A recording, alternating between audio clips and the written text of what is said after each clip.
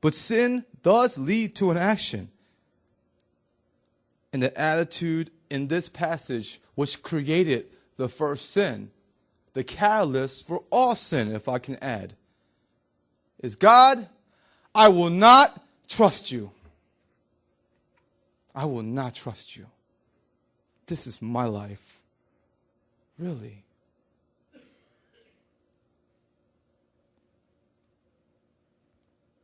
Satan is trying to create a dark, a helpless, a perverted narrative of our lives. Because if Satan is the narrator of your life, right, of your lives, then you know what he's telling us? You know, God's saying, I have a wonderful plan for you. Trust me, right? That's his narration.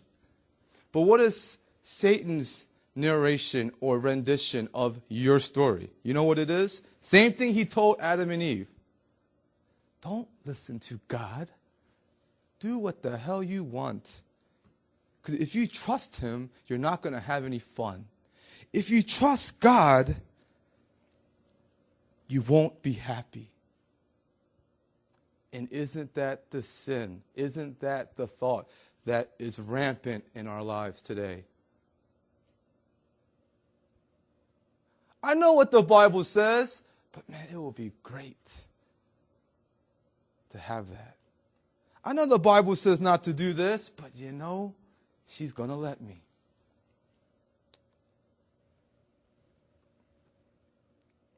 See, Satan says God is stingy. God is a hoarder. God is not looking out for you. God is a robber. He is a taker. He's a thief. He is not a rewarder. That's what Satan is telling Adam and Eve. He laughs at God.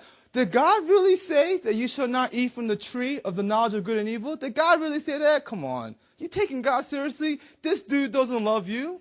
This dude not looking out for you. This dude gave you life so you could become a robot and worship him 24/7. He's jealous. He's contemptible. What is wrong with you guys? Listen to me. I will give you everything you want and then some. That's the promise Satan is making. But as long as you don't trust him and trust me. Do you guys realize that when you don't trust God, instantly you are trusting Satan? And we don't like to think of ourselves as following Satan because that's so diabolical and that's so like comic book and movie-like. But it's the truth. You're following somebody into something, aren't you? So if you're not trusting God today, then who are you trusting? The Bible says we are trusting Satan. So here are 3 successive things or 3 successive events that happens in this passage. And I'm just going to go through them really quick. And they're 3 Ds. First, Adam and Eve doubt God. You know what happens when they doubt God? They have nobody to depend on. So they depend on me, myself, and I. You ever had this feeling like, I can't trust anyone? Everyone's out to get me? Where did this thought come from? Is it true? No, it's not true. 6 billion people ain't out to get you. You ain't that important. But we believe, oh, I can't trust nobody. And we act like we on crack and we're paranoid. Okay? Where's this idea come from? Depend on yourself. Don't trust anybody. There's no justice. It's just us. There's no justice in the world. It's just us. Where did we get this thought? It's Satan's insidious lie that you can't depend on your creator. You got to depend on yourself. My dad believes this. He always asks me, what did God ever do for me? What's God going to do for you? What is he implying? My son, depend on yourself. You are self-sufficient. You can make this happen. Don't depend on God. Don't pray. Work harder. So we depend on ourselves. Secondly, when we doubt God, what happens? You know what happens when we doubt God after we depend on ourselves? We despise ourselves. How many of y'all regret some of the things you've done? Why do we regret them? I know it sounds like, of course, obviously, but it's because we didn't trust God. How many of you guys have looked back on your life and said to yourself, oh, that moment when I trusted God, oh, so stupid. Why did I trust God? That was the stupidest thing I ever done. Who says that? Everyone says, wow, I'm so glad I trusted God. What if I didn't? See, the wisest moments of our lives is when we trust God. Word? It is. And I'm telling you that if you don't trust God and you doubt his goodness, you're going to end up despising yourself. You're going to end up not liking who you've become. Because there's a monster in you that you created. God didn't create that monster. You created it by disobeying and doubting him. Don't you blame God for what you've become. Don't you do that. And you know what happens? And this happens more in America than perhaps everywhere else. The third thing that happens when we doubt God is that we decorate ourselves. You know why we decorate ourselves, young people? Because we're naked. We're naked. We're ashamed. Everyone in here, especially me, has something to hide. And so what do? We decorate ourselves. Look at my diploma. Look at my plaque. Look at my body. Look at my clothes. Look at my whip, my car. Look at me. I got it all together. And we floss. And we talk like this. And we roll like we got swagger. But we're scared.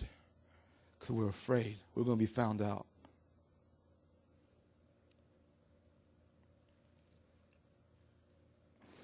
As I alluded to, how does Satan get us to do all these things, to become all these ugly things? It's really simple, and some of you guys are going to feel like, this is too hard, this is too easy. Like, there's no way Satan's not any more clever than this. But this is basically what Satan does, okay, to us. As I mentioned, Satan does not attack the existence of God. You know? Satan does not attack the existence of God. You know, almost everybody in this world believes in God. Doesn't make any difference. Let me ask you right now. More than 3/4 of this world, probably higher, 90% of this world believes in God, a creator. Doesn't make any difference. No. So Satan doesn't attack the existence of God. He knew that wouldn't make any impact. You know what I'm saying? So what does he do? He denies, not attacks, but he denies the goodness of God. He denies the goodness of God. Isn't that why we rebelled against our parents? Because we completely believe that I know better than them. And some of you guys are sitting here right now feeling like, whatever, that's your life. I know more than you, Pastor B. Okay, you might, but you don't know more than God. You don't know more than God. And Satan denies the goodness of God, that we are unable to trust him. This is a brilliant tactic. Because listen to gossip, okay? Let me use gossip as an example. If a group of people are in a room and someone's not in the room, and I don't like that person, and I know everybody in the room trusts that person, what do? I throw that person's name, I drag it through mud, and I make up stories. I concoct lies to make you believe that you can't trust her or him anymore. I plant a seed of doubt in your heart toward that person so that when you see them again, you're a little bit protective. You don't share as much as you used to. You're not as open and transparent because I cast a seed of doubt. And I just told you that that person is not good. He or she will not look out for you. You cannot depend on him or her.